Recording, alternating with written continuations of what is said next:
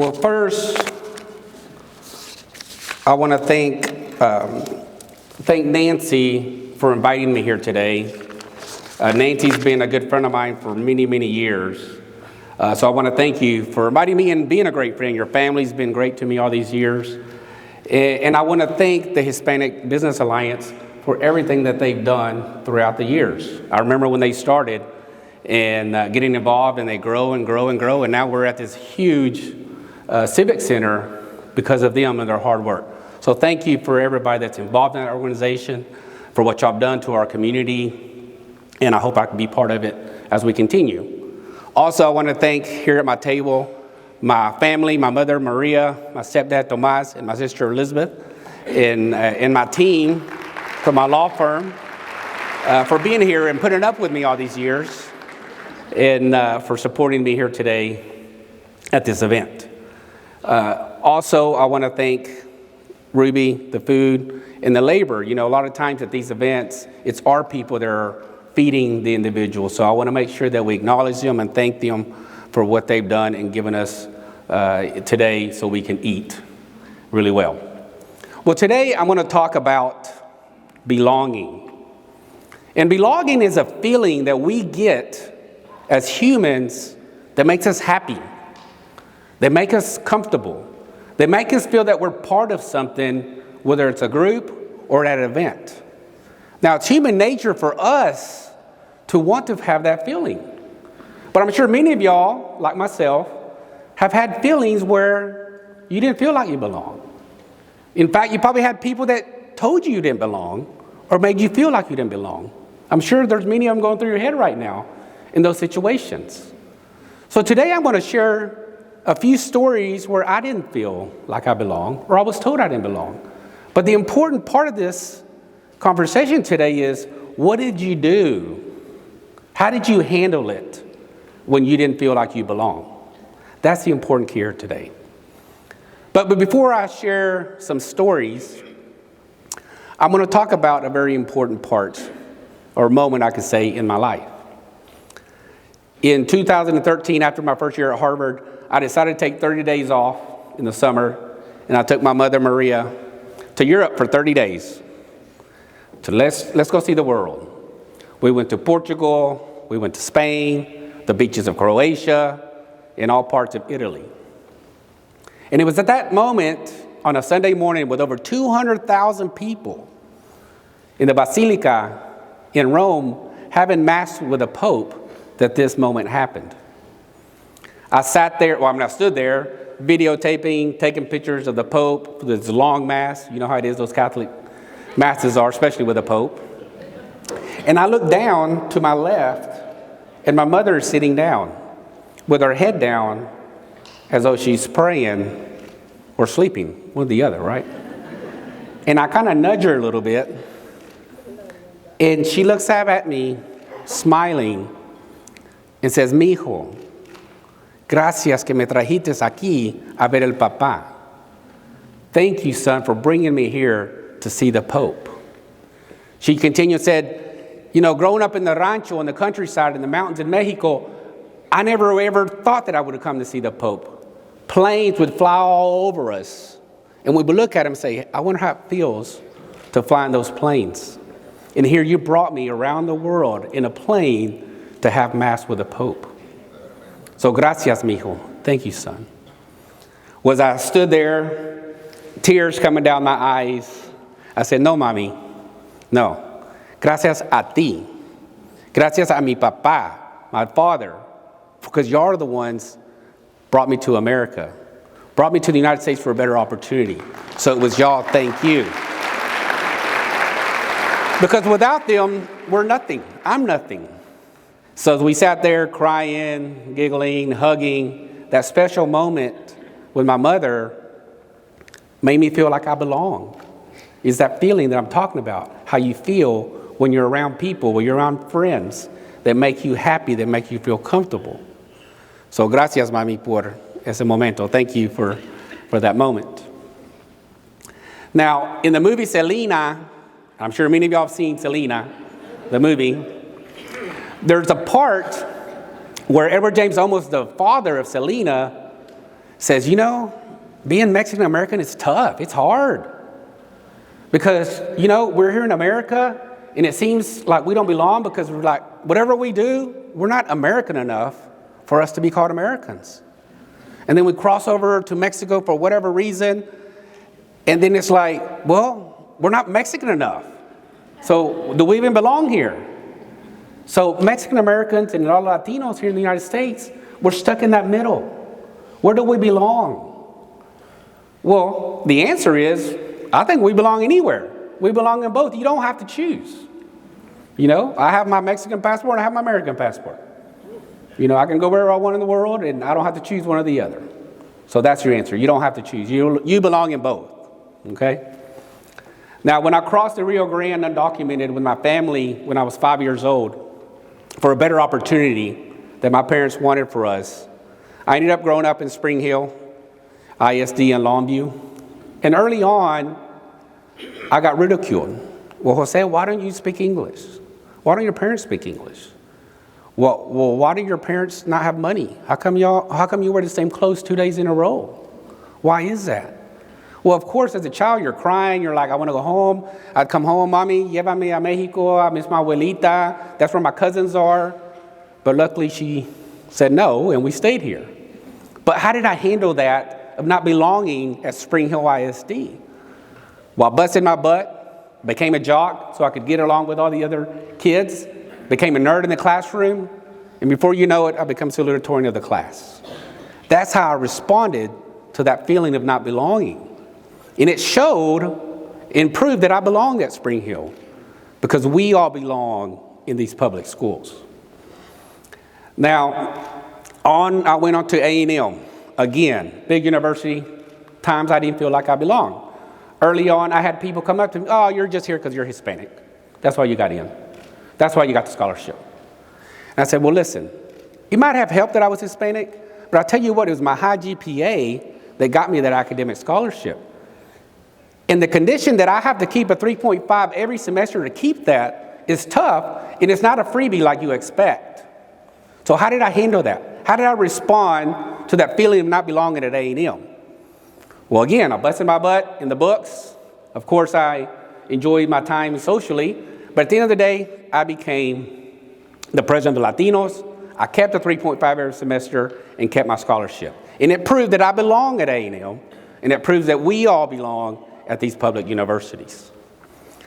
Now, as you can imagine, after A&M, I went to law school at Texas Tech, got my law degree. And in 2001, I finally got my license. I could finally, I passed the bar the first time, luckily, and I could go travel and represent people in court. Now, you can imagine 23 years of doing this, I have many stories of East Texas, being a Latino lawyer, of times that I didn't feel like I belonged here. So I'm going to share one time. It was one of my first cases here in Smith County, and I was representing this older Caucasian guy who got caught for DWI. So I said, hey, make sure you dress up. You're pleading. You want to please the judge. Wear a suit. And of course, I'm wearing the suit. And we get here to Smith County waiting for the judge.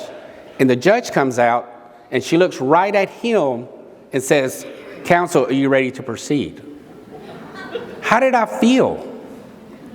How would you feel in that situation? And I just smiled and said, Your Honor, we're ready to proceed. So not feeling like I belong in there, how did I handle it? How did I respond? Well, I can tell you in the 20-something years, I've won lots of cases in here in Smith County and other East Texas courts, whether it be personal injury, criminal, or other cases, and I've been successful in the courts. That's how you respond. And it showed and proved that I belong in the courtroom, and it shows that we all belong in any courtroom in the state of Texas. Now, in 2006, I don't know, many of y'all were here, but there was a lot of issues about immigration going on. And I was young, just out of law school, helped the community, had just opened my own practice. And they were having immigration marches all throughout the U.S. on this April 2006. And I said, well, I'll just go to Dallas and join their march and I'll go support.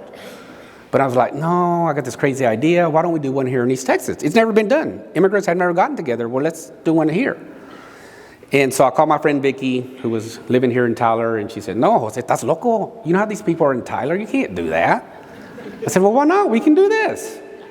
So she goes, okay. So we start planning, and we get everything together, and we're going to start in Super 1 North Tyler, march down to the courthouse in a peaceful demonstration. And so next thing you know, it becomes KOTV's top story on a Tuesday, and the event's going to be the following Monday. And I get a call from the city of Tyler the next day. Mr. Sanchez, we got notice that you're going to do a parade in Tyler on Monday. And we looked at it, you haven't filled out a parade permit, so you can't have this event. And you have to do it 2 weeks before. So I acted like I was a little tonto at that time, and I said, well, you're kind of correct. Under your city code X, Y, and Z, it says you have to have a parade permit, and I didn't get one, but there's 2 exceptions. Number 1 is a funeral, and number 2 is a peaceful demonstration. And ma'am, this is a peaceful demonstration. It's not a parade. We're not having floats. We're not having little cars or anything. So if you want, I'll fill your application out, which I did. And it asked how many people. I said, I don't know. We've never had this. I'll put 500 people. And I even paid the $50 that they required. Well, a couple of days later, I get another call from the city of Tyler. And they're like, well, we would have a meeting because we want to make sure everything goes smooth. So sure. So we met on Friday in the city hall. And I was in El Paso at a conference, so I couldn't go in person. So I sent my friend Vicky. They wouldn't let the meeting in. It was just all this little secret meeting. So I get the call, and it's the police chief at that time, the city of Tyler, and says, Mr. Sanchez, we looked at your route. We think it's possible. We got to hire all these extra security and officers, but we can do it. But it's going to cost you $8,000. I'm like, what are you talking about costing me? We have a constitutional right to protest on public streets. So I said, no, I'm paying you anything.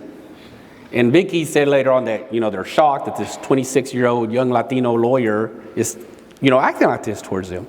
So I said, but look, we can negotiate. I don't mind changing the route, whatever makes it easier for y'all. So we start talking. They're like, okay, well, we'll reduce it. We'll make it like the Martin Luther King March route, and we'll only charge you $3,000. I said, no, do you not understand? I'm not going to pay you anything because we have a right to march on these streets. So at the end of the day, I don't know if y'all remember, you can go to YouTube, you can Google it. We had close to 4,000 people march on a Monday morning here in downtown Tyler advocating for immigration reform. And at the end of the day, nobody got hurt, nobody got arrested. There was also some group on the other side counter-protesting, which is their right. But that event showed that I belonged on the streets, voicing my opinion like any other individual here in the United States. And it showed that we all belong in the streets with our right to protest. Now, getting into Harvard was probably one of the best moments in my life. I cried to my mom. She wasn't happy because I was going to go away again, but she knew how important it was. And when I went to Harvard, I remember the first day, the professor looked to your left, looked to your right. All 3 of y'all feel that y'all don't belong here. You're like, there must have been a mistake. Is it possible that I'm here? And he said, of course it is possible. God, obviously with the help of God, Harvard chose y'all because they saw something in you that you've done that you're going to help not only your community but the world. So you do belong here. Now it took me the 2 years I was there, I'd walk around campus, look at everything in the library, studying for class. And I questioned myself, how could this undocumented immigrant come in from Mexico with parents that never had the opportunity for an education, also be at the best university in the world? How is that possible? Do I really, really belong here? So there were times that I questioned myself. But I tell you what, how did I handle that? Again, I studied hard, very sociable with my classmates from all around the world. I attended several events, had debates with who's who in the world, presidents, delegates, who's who. It didn't matter. I debated them. I had discussions with them.